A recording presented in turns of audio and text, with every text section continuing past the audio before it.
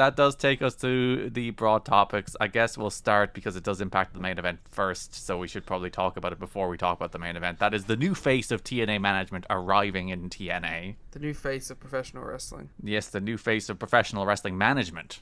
Of course. That's what they call every TEW killer. The TW killer. Yeah, every professional wrestling app, all the ones that I don't remember the names, like Pro Wrestling Booking Sim or whatever. That is the new face of professional wrestling management. I guess that makes sense. I think the TW killer is just them not making another one. That is the biggest killer. But they always say they're not making another one, and then they always make another one. Well, when was the last one? 2020, wasn't it? Yeah, so we're getting a little long in the tooth. It would be the longest gap, I think, between them, but also it's a cash normally cow, 3. so you might as well. Yeah, I don't know. We'll see. June 1st Impact. Larry Zbyszko has a pre-tape. We'll talk about that later. But Slick Johnson walks in at the end of it and says the new face of TNA management isn't going to wait until Slammiversary. He may even be here tonight, and he doesn't even use a comb-over, which does offend Larry Z. Also, I guess technically true. That he doesn't use a comb-over? Yeah. He doesn't have hair, but yeah, it's not a comb-over. Stop taking shots at poor Larry's hair. He's doing his best. I like the bit with the fact that everyone is still bald. Yeah, I guess that it's yeah, he's got hair. It's no, he's bald too. And obviously, so is Slick Johnson. Everyone's bald. Bald men everywhere. Well, Cornette has hair. Yeah, but he's still balding. Yeah.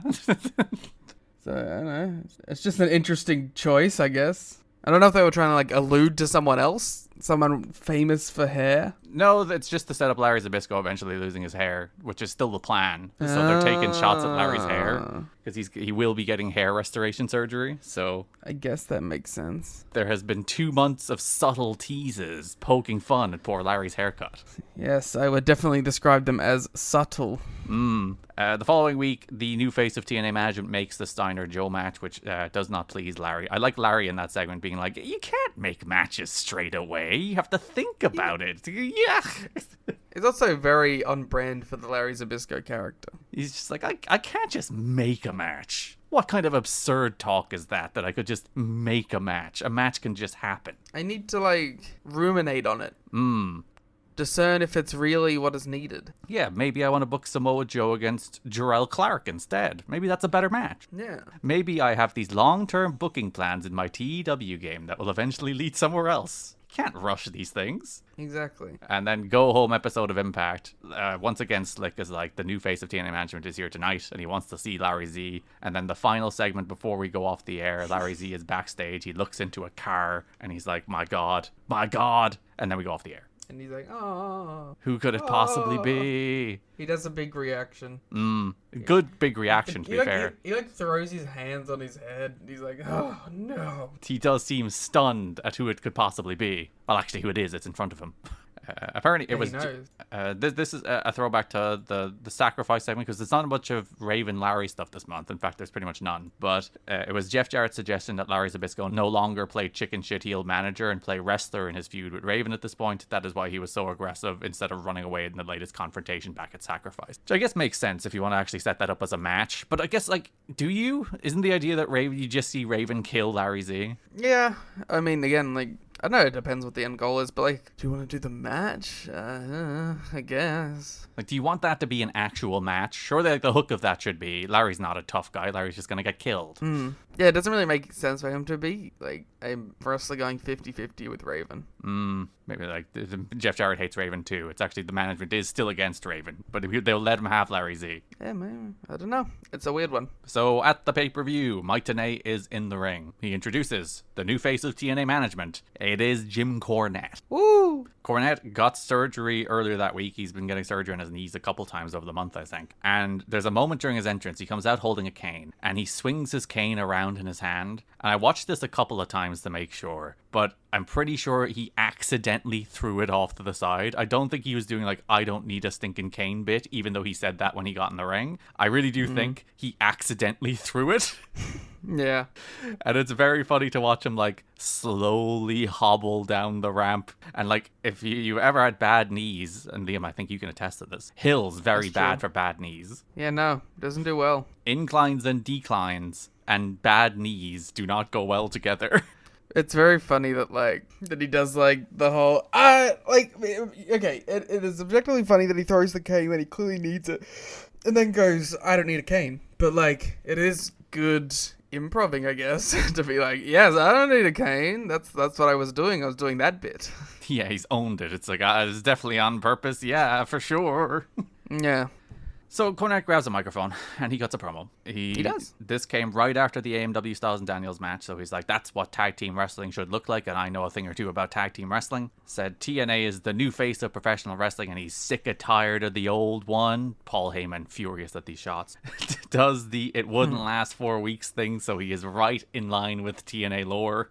It's stolen valor, to be honest, though. Yeah, you only showed up. You can't do the we wouldn't last 6 weeks, especially because you show up and you're like, oh, all these cronies are trying to kill TNA, but I'm here to be fair and decent. And it's but they lasted 6 weeks, 6 months, 4 years. Larry Z's watching backstage and he seems stressed. Actually, would be. His job is being replaced. Well, he gets to stick around, so I guess, is his job being replaced, or are they bringing in, an overseer? Yeah, they're bumping him down a layer. There's middle management being introduced, I guess. Yeah. Larry should be around, making decisions on Explosion. Yeah. It's like, hey, guys, I booked Matt Bentley exclusively now. Sounds like you booking. I love Matt Bentley. My favorite wrestler. It says the same old cronies have been on the take from TNA and holding the company back, but Cornette's here to change that. He may not be politically correct, but he gets results. He certainly is not politically correct. And becomes less politically correct over time. It's crazy how that happened. Someone who makes that a defining part of their personality. There's guys that he expects will hit home runs, and then there's guys who are coasting on reputation who need to step up or leave. They cut to LAX there as well. I guess they're referring to Conan. Yeah, I guess that the whole thing we'll talk about when we're talking about their story, but they're on work stoppage at the moment. Yeah. Jim Cornette anti-union is what we're learning immediately. So we just find what month are we?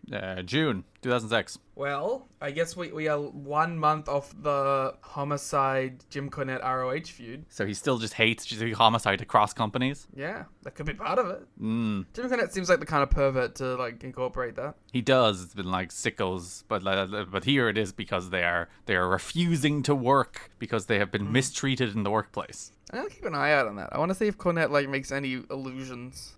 Yeah, the idea that he would make concessions. It's you have been abused in the workplace. No, the other way around. He's like, fuck you, Homicide, you bitch. Oh yeah, to call back to Ring of Honor. Yeah, because it's something that's going on as it's going on here. So he has 3 criteria for people he wants on his roster. He wants people who will sell pay-per-views, people who will draw ratings, and people who will have good matches. And if you can't do that and you're out, then he's like, try me, because you'll be hitting the back door and you ain't seen nothing yet. So it's you really had a problem with this sentence, or this part of the promo. I didn't. I think it's completely within universe for a person who is in charge of the pro wrestling company to be I want to sell pay-per-views, I want to have good ratings, and I want to have good matches. It takes you out. It's too close to work shooting shit. Yeah, because I want my authority figure to be a matchmaker. And as I said on the watch along, I do respect the idea that UFC isn't booked for the best pure athletes get the most opportunities. That's not how the UFC works. If you're a star, you get more opportunities than if you're not. That's just the fact of life, as Eli Drake might put it. But it's just one of those things that wrestling has become so terminally irony pilled that one of these things, which in isolation I would be fine with, the idea is he's running a company, he wants people who make money. That's fine, I guess. But this, it's just one of those things where wrestling has become so many layers removed from just men fight for opportunities to fight for bigger things, that when you introduce this, I'm just guys, can we just have people who want to fight, and then the people who win go up and fight for titles, and the people who lose don't. That's so I'd like the babyface truth-telling authority figure to be just best wrestlers get best opportunities, no bullshit, no politics. That's what I'd prefer this to be, as opposed to if you can't draw a television rating, I don't want you on my show. I don't care about television rating. And within the universe of the show, I don't care about television rating. And you saw the same thing in AEW a lot, where it's people talked about whether or not they popped a quarter, or whether or not they drew in the demo that week. And I'm I don't care about this. I want you to be cool. I don't want you to be look how I'm actually popular, guys. I swear we can pop a rating.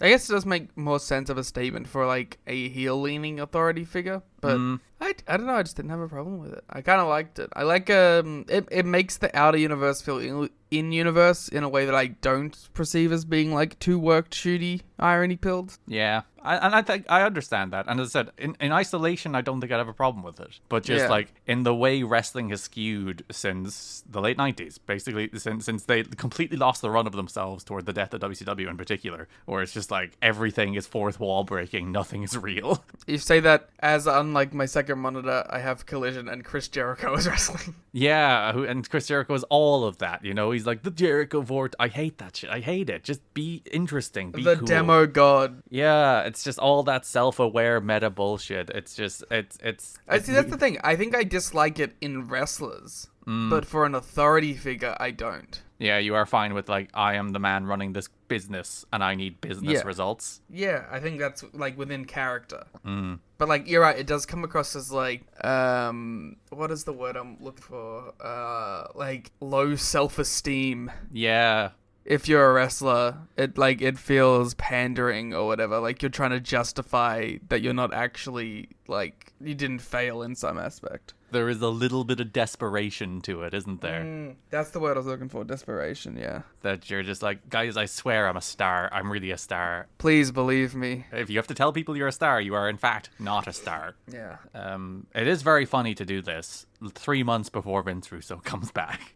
Yeah. I mean, you're playing into all the things that will eventually actually bring Vince Russo back. But it's really funny to me, just in general, just the entire Cornette promo. One, because Cornette and Vince Russo hate each other. That's one layer of it. What? Since when? But also to send Cornette out there to be like, no more cronies, no more bullshit, no more old guys getting chances just because they're old guys. We want you to earn your spot. This is going to be a fair and decently run company. And in 3 months, I'm going to have to say all this while Vince Russo is writing the things I say. It's going to go well. I'm sure there won't be any turmoil around it. And it won't stink of condensation. Condensation, yes. Yes, condescension? Condescension, yes. I just woke up. Yeah, just walk it off. Walk it off. Let's pretend it didn't happen.